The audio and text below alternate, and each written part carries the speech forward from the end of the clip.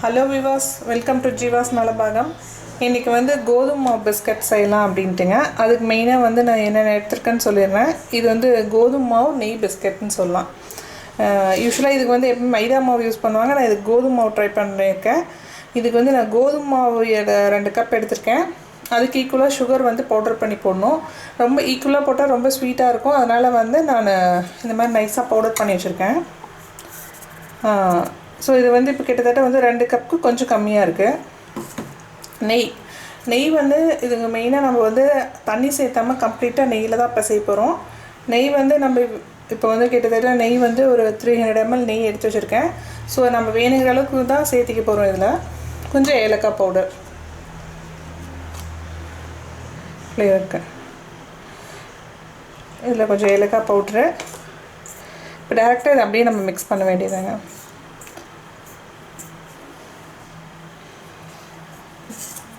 இந்த எடுத்து வச்சுருக்க சர்க்கரையை பொடி பண்ணி வச்சுருக்கோம், அதையும் ஃபுல்லாக அப்படியே சேர்த்துக்கலாம்.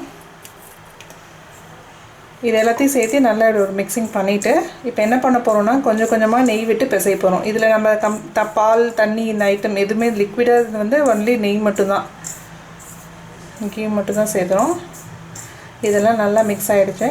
இதை வந்து நல்லா நெய் விட்டு அப்படியே கொஞ்சம் சப்பாத்தி மாவு அளவுக்கு நம்ம பிசைஞ்சுக்கணும். ஒரு 10-15 மினிட்ஸ் கழித்து நம்ம இதை வந்து என்ன ஷேப்ஸ் உங்கள்கிட்ட ஷேப் கட்டர் இருந்தால் யூஸ் பண்ணிக்கலாம். இல்லை நார்மலாக வந்து இந்த குட்டி கப்போட மூடி இருந்ததுன்னா அதை யூஸ் பண்ணிக்கலாம் கட் பண்ண. இல்லைன்னா நார்மலாக நீங்கள் நைஃப் யூஸ் பண்ணி கத்தி யூஸ் பண்ணியே கூட கட் பண்ணிக்கலாம். இது நல்லா மிக்ஸ் ஆகிடுச்சு. இப்போ அடுத்து நம்ம நெய் சேர்க்கலாம் கொஞ்சம் கொஞ்சமாக. இப்போ நம்ம நெய் சேர்க்கலாம். நான் நெய் வந்து கொஞ்சம் கொஞ்சமாக தான் ஆட் பண்ணி சேர்க்கணும். நம்ம எடுத்துலேயும் ஃபுல்லாக ஆட் பண்ணக்கூடாது. ஏன்னா நம்ம கரெக்டாக ஈக்குவலாக வந்து அந்த மாவு பதத்தை கரெக்டாக வரணும். ரொம்ப லூஸ் ஆகிட்டு அப்புறம் மறுபடியும் மாவு சேர்த்துட்ருக்கணும். அது நமக்கு பிஸ்கெட்டோட அந்த இதே சேஞ்ச் ஆகிடும். அதனால் இப்போ ஒரு 10 ஸ்பூனுக்கு ஃபஸ்ட்டு ஆட் பண்ணுறேன். நான் இந்த மாதிரி ஸ்பூன் இருக்கனால இதில் ஒரு 10 ஸ்பூன் ஆட் பண்ணிவிட்டு ஒரு மிக்சிங் பண்ணுவேன். பார்க்கலாம் எப்படி இருக்குன்னு.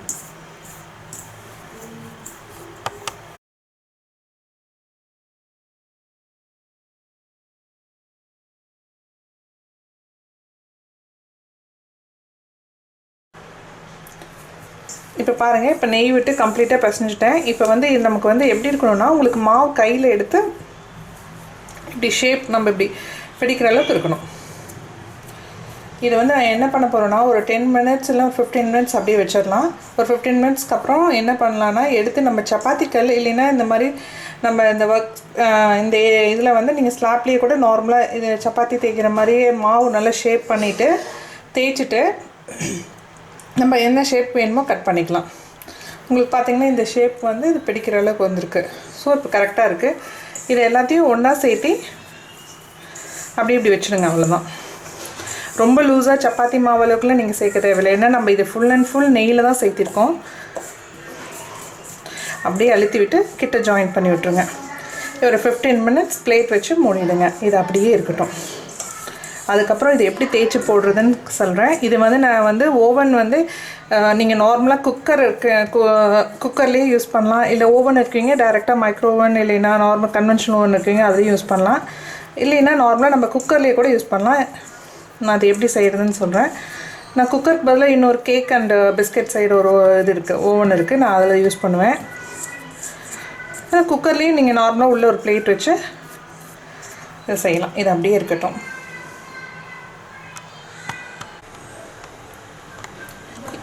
இப்போ பாருங்கள், இந்த பிஸ்கெட்டை நம்ம வந்து இந்த மாதிரி ஓவன் வந்து உங்கள் வீட்டில் குக்கர் இருந்ததுன்னா குக்கர் யூஸ் பண்ணிக்கலாம். எங்கிட்ட இது ஆல்ரெடி இது மாதிரி ஒரு ஓவன் இருக்குங்க. இது வந்து எப்படின்னா நம்ம உள்ளே வந்து கேக்கும் செய்யலாம். கேக் டின் மேலே வந்து இந்த பிஸ்கெட் செய்கிறது. ஸோ இந்த மாதிரி ஹோல்ஸ் போட்ட பிளேட் இருந்ததுன்னா நீங்கள் யூஸ் பண்ணலாம். அப்படி உங்கள்கிட்ட சப்போஸ் வந்து குக்கர் தான் இருக்குது அப்படின்னா நீங்கள் அதையும் யூஸ் பண்ணலாம். இது வந்து நான் ஆல்ரெடி கீழே வந்து மணல் போட்டு வச்சுருக்கேன் ஒரு ட்ரேயில். அது மேலே இதை வச்சுருக்கேன். இது கொஞ்சம் நேரம் முன்னாடி ஹீட் ஆகட்டும்னு அடுத்தது பிஸ்கெட் நம்ம தேய்க்கிறதுக்குள்ளே ரெடி பீசஸ் போடுறதுக்குள்ளே இது வந்து கொஞ்சம் ஹீட் ஆகட்டும்னு ஆன் பண்ணி வைப்பேன். இப்போ உங்கள் வீட்டில் இந்த மாதிரி ஹோல்ஸ் போட்ட பிளேட் இருந்தாலோ இல்லை இந்த மாதிரி பெரிய பிளேட்னா ஹோல்ஸ் இருந்ததுன்னா நம்ம குக்கரில் கேக் செய்கிற மாதிரியே உள்ளே வந்து இந்த ஸ்டாண்ட் கொடுத்து அது மேலே இது வைக்கலாம். இதில் மேலே பிஸ்கெட்ஸ் வச்சு எடுக்கலாம். இது சின்னதாக இருக்குது. இது மாதிரி இன்னொரு பெரிய பிளேட் பெருசாக ஹோல்ஸ் போட்ட மாதிரி இருந்தால் நீங்கள் அது யூஸ் பண்ணிக்கலாம். இப்போ பாருங்கள், இந்த மாவு வந்து நம்ம கிட்டத்தட்ட ஒரு 15-20 மினிட்ஸ் ஆயிருக்கு. இந்த மாவு நம்ம என்ன பண்ணுறோன்னா, இப்போ இதிலேருந்து ஒரு ஒரு அளவுக்கு நம்ம இந்த சப்பாத்திக்கல்ல நம்ம தேய்க்கிற அளவுக்கு வந்து எடுத்துக்கணும்.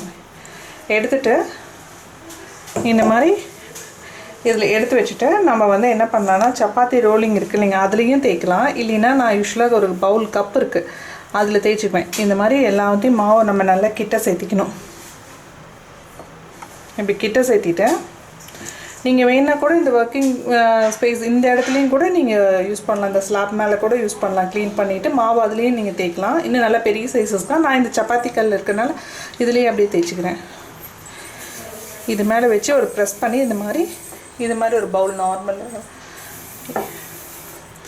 இது வந்து நீங்கள் இப்படி தேய்க்கணும். கொஞ்சம் கொஞ்சமாக லைட்டாக ப்ரெஷர் கொடுத்து தேய்ங்க.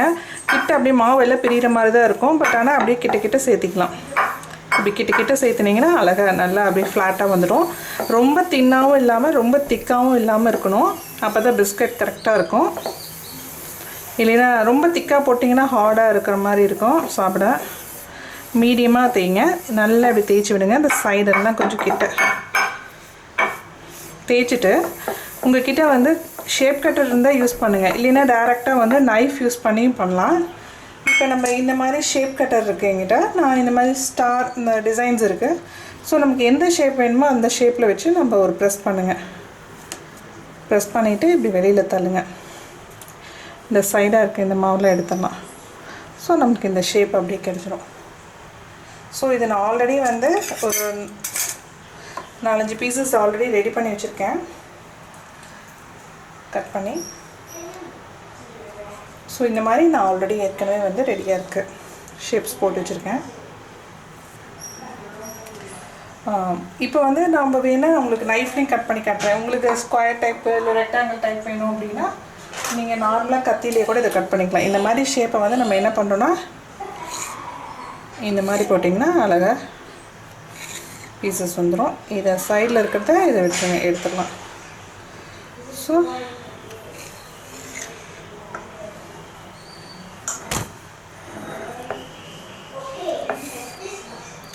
இந்த மாதிரி ஏன்னா நம்ம சைடில் எப்படியும் உங்களுக்கு பார்த்திங்கன்னா கரெக்டாக வராது, கொஞ்சம் முன்ன பின்ன இருக்கும்.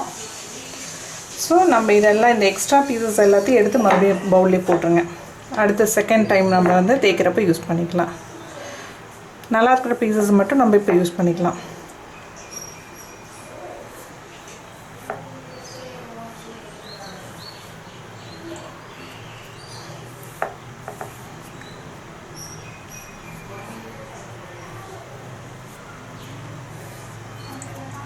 இப்போ என்ன பண்ணலான்னா, இந்த நைஃபை வச்சு லைட்டாக இப்படி தள்ளி விடுங்க. அழகாக வெளியில் வந்துடும். இப்படி மூவ் பண்ணிங்கன்னா வந்துடும். பாருங்கள், ஸ்கொயர் டைப். நம்மளுக்கு என்ன ஷேப் வேணுமோ, ரெக்டாங்கிள், ஸ்கொயர், என்ன டைப் வேணுமோ நீங்கள் போட்டுக்கலாம். ஈவன் உங்கள்கிட்ட ஃபோர்க் இருக்குது அப்படின்னா ஃபோர்க்கை வந்து நார்மலாக இந்த ஃபோர்க்கை நம்ம வச்சு லைட்டாக ஒரு ப்ரெஸ் பண்ணோம்னா இது ஒரு டிசைன். இப்படியும் பண்ணிக்கலாம். இந்த மாதிரி. அப்படி இல்லை அப்படின்னா நைஃப்லேயே கூட லைட்டாக ஒரு கீரல் இப்படியும் போட்டு விடலாம். ஸோ உங்கள் சாய்ஸ் தான் டிசைன் பண்ணுறது. ஸோ நம்ம இந்த ஷேப்ஸையும் எடுத்து யூஸ் பண்ணிக்கலாம், எடுத்துக்கலாம். கொஞ்சம் எடுக்கும்போது மட்டும் நைஃப் வச்சு கொஞ்சம் தள்ளி விடுங்க கத்தியில். ஏன்னா சம்டைம்ஸ் இப்படி நம்ம ஒட்டிகிட்டு இருக்கும்போது கையில் எடுக்க முடியாது நம்மளால். அந்த கிரிப்னஸ்க்காக நம்ம என்ன பண்ணலான்னா இந்த எண்டு வரை இப்படி தள்ளும்போது அதே அழகாக வந்துடும். அப்படியே எடுத்து ஒரு ட்ரேயில் ரெடியாக வச்சுக்கோங்க. இப்போ அடுத்தது நம்ம வந்து நான் வந்து அந்த குக்கர் வந்து ப்ரீ ஹீட் பண்ணியிருக்கேன். இப்போ கிட்டத்தட்ட ஒரு 15 மினிட்ஸ் வந்து அது ஹீட் ஆகிட்டுருக்கு. இப்போ அதில் இப்போ இந்த பிஸ்கட்ஸ் எடுத்து வைக்கலாம். நீங்கள் பாருங்கள், இப்போ இந்த ஓவன் வந்து நல்லா ஹீட்டாக இருக்குது. நான் ஆல்ரெடி பிஸ்கட் செஞ்சுட்டு தான் இருக்கேன். ஸோ அதனால் இப்போ வந்து நான் என்ன பண்ணுறேன்னா, இந்த ட்ரேயில் இப்போ பாருங்கள், இந்த பிஸ்கட்ஸ் இந்த மாதிரி நம்ம அரேஞ்ச் பண்ணிக்கலாம். உங்களுக்கு இந்த மாதிரி ஓவன் வீட்டில் இல்லைன்னா ஒன்றும் ப்ராப்ளம் இல்லைங்க. நம்ம குக்கர் இருக்குது இல்லைங்க, நார்மல் குக்கரு, நம்ம கேக் செய்கிற மாதிரியே தான். உங்களுக்கு சாம்பிளுக்கு நான் அதையும் செஞ்சு காட்டுறேன், அதில் எப்படி பிஸ்கட் செய்யலாம் அப்படின்னு. இது வந்து நான் ஆல்ரெடி இது வந்து யூஸ் பண்ணிகிட்ருக்கனால நான் இது ரெகுலராக பிஸ்கட்ஸ்க்கு நான் இது யூஸ் பண்ணிக்குவேன். ஈவன் குக்கர்லேயும் நம்ம செய்யலாம், அது ஈஸி தாங்க. ஸோ நான் இப்போ குக்கர்லேயும் உங்களுக்கு வச்சு காட்டுறேன். இது அதுக்குள்ளே இது அப்படியே லைட்டாக அப்படியே குக் ஆகிட்டுக்கிட்டோம், பேக் ஆகட்டும். இப்போ பாருங்கள், இப்போ இந்த பிஸ்கட் வந்து நம்ம இப்போ திருப்பி விடலாம். ஜஸ்ட் இப்படி லைட்டாக திருப்பி விடுங்க. திருப்பி விட்டு ஒரு 2 மினிட்ஸ் போதும். இப்போயே கலரில் டார்க்காக ஆரம்பிச்சிருக்கு. சீக்கிரம் இனிமேல் எடுத்துடலாம்.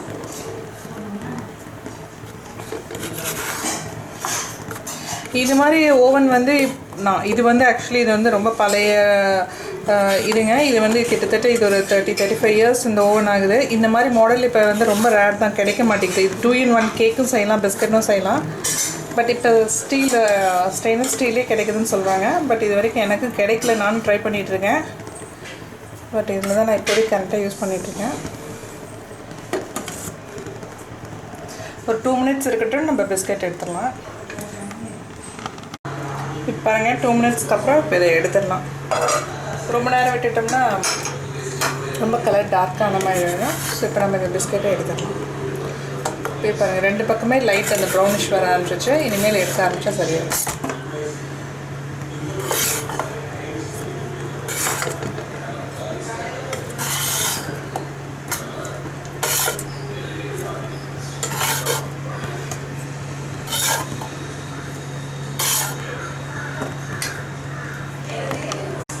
இப்போ பாருங்கள், குக்கரில் நம்ம எப்படி செய்கிறதுன்னு சொல்கிறேங்க பிஸ்கெட்டை. அதுக்கு என்ன பண்ணியிருக்கேன்னா, நார்மலாக ப்ளெயின் இந்த மாதிரி குக்கர் எடுத்துக்கோங்க. அதில் உள்ள இந்த மாதிரி தட்டு இருக்கு இல்லைங்க, இந்த மாதிரி தட்டு அடியில் ஒரு ஸ்டாண்டு மாதிரி கூட நீங்கள் யூஸ் பண்ணிக்கலாம். நார்மலாக நான் இப்போ இதை எடுத்துருக்கேன்.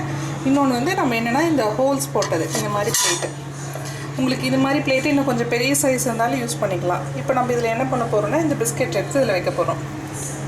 ஆல்ரெடி நான் இதை ஹீட் பண்ணி வச்சுருக்கேன்.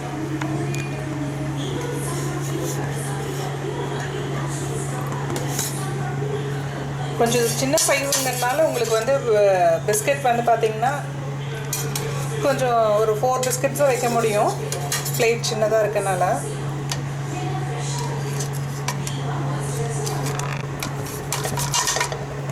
இந்த மாதிரி வச்சுட்டு நம்ம மீடியம் ஃப்ளேமில் ஒரு 5 மினிட்ஸ் வைக்கணும். ரொம்ப நேரம் வச்சிடாதீங்க, ரொம்ப டீப் ஃப்ரை ஆகிடும்.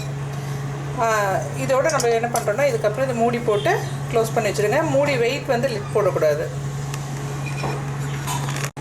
அவ்வளோதாங்க. இப்போ மூடி போட்டு மீடியம் ஃப்ளேமில் கரெக்டாக ஒரு 5 மினிட்ஸ், ரொம்ப நேரம் விட்டுறாதீங்க. சீக்கிரம் என்ன குக்கருங்கனால ஹீட் வந்து இதாக ஆரம்பிச்சிடும். எடுத்து நம்ம ஒரு திருப்பி போட்டு ஒரு 2 மினிட்ஸ் கழிச்சு எடுத்துடலாம். அவ்வளோதாங்க. திருப்பி விடுங்க. லைட்டாக பாருங்கள், அந்த கலர் வர ஆரம்பிச்சிருக்கு. இப்போ திருப்பி விட்டுட்டு ஒரு 2 மினிட்ஸ் தாங்க, அதுக்கப்புறம் நம்ம எடுத்துடலாம். இது ஆல்ரெடி அப்படியே உடைய ஆரம்பிச்சிச்சு. செம்ம சாஃப்டாக வந்திருக்குன்னு நினைக்கிறேன். நீங்கள் வீட்டில் வந்து இந்த மாதிரி பெரிய பிளேட் வேறு ஏதாவது உங்களுக்கு இந்த மாதிரி ஹோல்ஸ் போட்ட மாதிரி இருக்க மாதிரி பிளேட் இருந்ததுன்னா நீங்கள் யூஸ் பண்ணிக்கலாம். இன்னும் நல்லாயிருக்கும். ஒரே டைமில் ஒரு 10-15 பிஸ்கட்ஸ் வச்சு எடுக்கிற மாதிரி கூட எடுக்கலாம். நான் இது உங்களுக்கு சாம்பிளுக்காக தான் இதில் செஞ்சு காட்டுறேன்.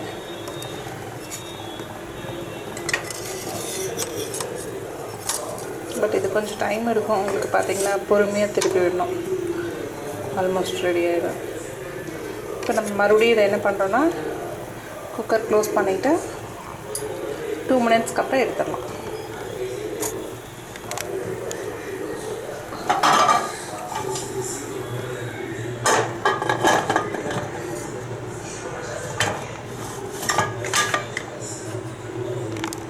இப்போ பாருங்கள், பிஸ்கட்டில் ரெடி ஆகிடுச்சு. இப்போ நம்ம இதை எடுத்துடலாங்க. அவ்வளோதான். ரொம்ப கலர் டார்க்காக விடணும்னா இதோட போதும். நீங்கள் பாருங்கள், சூப்பரான கோதுமை நெய் பிஸ்கெட் ரெடி ஆகிடுச்சிங்க. நீங்கள் வீட்டிலே குட்டீஸ்க்கு செஞ்சு கொடுக்கலாம். இது ரொம்ப சிம்பிள் தான். கொஞ்சம் டைம் எடுக்கும் குக்கரில் செய்யறதுனால. வீட்டில் நீங்கள் ஓவன் இருந்தால் டேரெக்டாக ஒரே டைமில் ஒரு 20-30 பிஸ்கட்ஸ் ஒரு ட்ரேயில் வச்சு எடுக்கலாம். இது கொஞ்சம் டைம் எடுக்கும், பட் ஆனால் டேஸ்ட்டு செம்ம டேஸ்ட்டாக இருக்குங்க. இது நான் வந்து கோதுமை மெயினாக யூஸ் பண்ணியிருக்கேன். நீங்கள் மைதாவும் ட்ரை பண்ணலாம். அது மைதாலேயும் இன்னும் டேஸ்ட் நல்லாயிருக்கும். அதை விட இன்னும் பெட்டராக இருக்குது கோதுமை. சீரியஸாக அவ்வளோ சாஃப்டாகவும் வந்திருக்குங்க பிஸ்கெட்டு. தொட்டால் அப்படியே உடையுது. நீங்களும் ட்ரை பண்ணி பாருங்கள். செஞ்சு பார்த்துட்டு உங்களோட கமெண்ட் சொல்லுங்கள். மறக்காமல் சப்ஸ்கிரைப் பண்ணிவிடுங்க. பெல் பட்டனையும் கிளிக் பண்ணிவிடுங்க. தேங்க்யூ.